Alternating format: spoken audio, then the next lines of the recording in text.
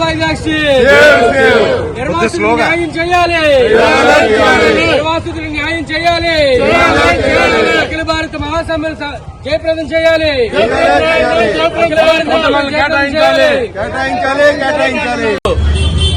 వడ్లపూడి నిర్వాసిత కాలనీలో స్టీల్ అఖిలపక్ష కార్మిక సంఘాల ఆధ్వర్యంలో పాదయాత్ర జరిగింది.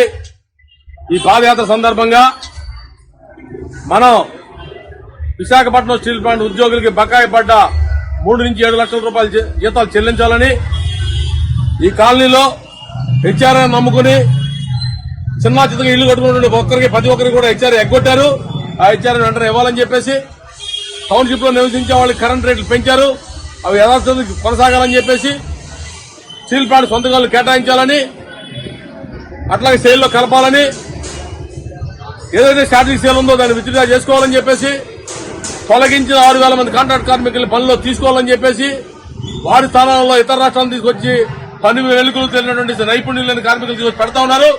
తద్వారా గత సంవత్సరంలో 12 మంది చచ్చిపోయారు. దీన్ని ఆపాలని చెప్పేసి, అలాగే ఎవరైతే ఉద్యోగాలు ఇవ్వలేని నిర్వాసితులందరూ కూడా 25,000 రూపాయలు నిర్వాసిత ఇవ్వాలని చెప్పేసి డిమాండ్ చేస్తూ ఇక్కడ పాదయాత్ర జరిగింది. ఈ అన్నింటి డిమాండ్లను దృష్టిలో పెట్టుకుని కేంద్ర ప్రభుత్వం తీసుకొచ్చినటువంటి 29 కార్మిక చట్టాలు రద్దు చేసి 4 లేబర్ కోడ్లు తీసుకొచ్చారు. వీటిని రద్దు చేసి కార్మిక చట్టాలు కొనసాగించాలని కోరుతూ కూడా రేపు ఫిబ్రవరి 12 జరిగే సమ్మెలో స్వచ్ఛందంగా పాల్గొనాలని చెప్పేసి విజ్ఞప్తి చేస్తూ ఈ పాదయాత్ర కొనసాగుతోంది. రేపు 12వ తారీఖు జరిగేటువంటి సమ్మెను జయప్రదం చేయాలని మరి ఈ రోజు అఖిలపక్ష కార్మిక సంఘాల నుండి మరి పాదయాత్ర అనేది వడ్లపూడి జంక్షన్ నుండి చేయడం జరిగింది. సోదరులారా, మనకి రావాల్సినటువంటి వేతన బకాయిల కొరకు కానీ, అలాగే మనకి హెచ్ఆర్ఏ సంవత్సరాల కాలం నుండి నిలుపుదల చేశారు, దాని కొరకు, అలాగే మరి ఎల్టీసీ అని, ఎల్టీఏ అని, మరి అంతేకాకుండా ప్రొడక్షన్ ఇన్సెంటివ్ వచ్చింది, దాన్ని కూడా ఆర్థిక ప్రయోజనాలన్నీ కూడా దొంగలో దొక్కి ఈ రోజు యాజమాన్యం పర్సంటేజ్ జీతాలు ఇస్తామని చెప్పేసి నవంబర్ 15వ తారీఖున ఒక సర్క్యులర్ కూడా ఇవ్వడం జరిగింది. మరి దాన్ని ఈ రోజు వరకు కూడా తీయకుండా అదే రకమైనటువంటి శాలరీస్ ఇవ్వడం అనేది ఒక దౌర్భాగ్యం అని చెప్పేసి తెలియజేసుకుంటున్నాం. అదే అంతేకాకుండా మరి స్వతంత్రం వచ్చిన తర్వాత సుమారుగా ఆ రోజు పార్లమెంటు సమావేశాల్లో 40 కార్మికుల హక్కుల కొరకు 44 చట్టాలు అనేది చేయడం జరిగింది. మరి ఈ రోజున దాన్ని 44 చట్టాలని పక్కన పెట్టి మరి కార్మికులకు ఏ రకమైనటువంటి హక్కులు లేకుండా 4 లేబర్ కోడ్స్ గా తీర్చిదిద్దడం జరిగింది. అంటే కార్మికుల హక్కులని పూర్తిగా కాలు రాసి ఇవి కూడా ఖచ్చితంగా మీరు బానిసల్లాగా పని చేయాలని చెప్పేసి చేయడం అనేది ఖచ్చితంగా ఈ కేంద్ర ప్రభుత్వాన్ని కానీ ఇక్కడ రాష్ట్ర ప్రభుత్వాన్ని కానీ ఖచ్చితంగా మనం రేపు చేయాల్సిన, రేపు 12వ తారీఖున సార్వత్రిక సమ్మెను జయప్రదం చేస్తే ఖచ్చితంగా కేంద్ర ప్రభుత్వం వెనకడుగు వస్తుందని చెప్పేసి తెలియజేసుకుంటూ సెలవు తీసుకుంటున్నాం. అఖిలపక్ష కార్మిక సంఘాలు ఐక్యత వర్ధిల్లాలి, వర్ధిల్లాలి, వర్ధిల్లాలి, ఐక్యపక్ష కార్మిక సంఘాలు వర్ధిల్లాలి. సమ్మెని విజయవంతం చేయాలి. మరి ఎక్కువ అఖిలపక్ష కార్మిక సంఘాలు దేశం మొత్తం కార్మిక సంఘాలన్నీ కూడా నిర్ణయం తీసుకున్నాయి.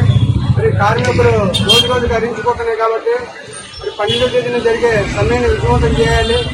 అలాగే లేబర్ కోడ్ని రద్దు చేయాలి, పెండింగ్ జీతాలని వెంటనే పేమెంట్ చేయాలి, ప్రొడక్షన్ తో లింకప్ చేసిన పర్సంటేజ్ ని రద్దు చేయాలి, అలాగే నిర్వాసితులకు న్యాయం చేయాలి, తొలగించిన కాంట్రాక్ట్ కార్మికులను విధుల్లోకి పెట్టుకోవాలి, హెచ్ఆర్ఏని పునరుద్ధరించాలి, కరెంటు బిల్లులను తగ్గించాలి, సొంత గదులు కేటాయించాలి, ఆదాయాన్ని శైలిలో కలపాలని కార్మిక మొత్తం యావత్తు అందరం కూడా ఐక్యతతో కోరుకుంటున్నాం.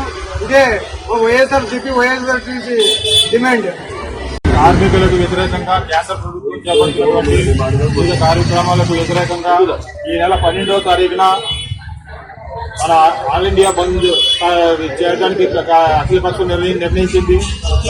దానికి అనుకూలంగా ఈ రోజు మన నిర్వాసిత కాలనీలో అఖిలపక్ష కార్మికులందరూ కూడా ఈ రోజు పాదయాత్ర చేసి నిరసన తెలియజేయడం జరిగింది.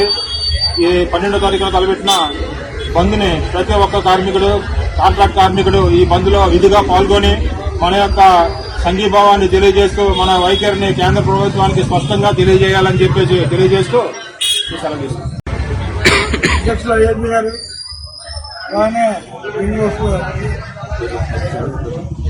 మిత్రులారా, ఈరోజు వడ్లపూడి హాస్పిటల్ దగ్గర నుండి లక్ష్మీపురం మీదుగా దూరంపాలెం వరకు ర్యాలీ జరిగింది.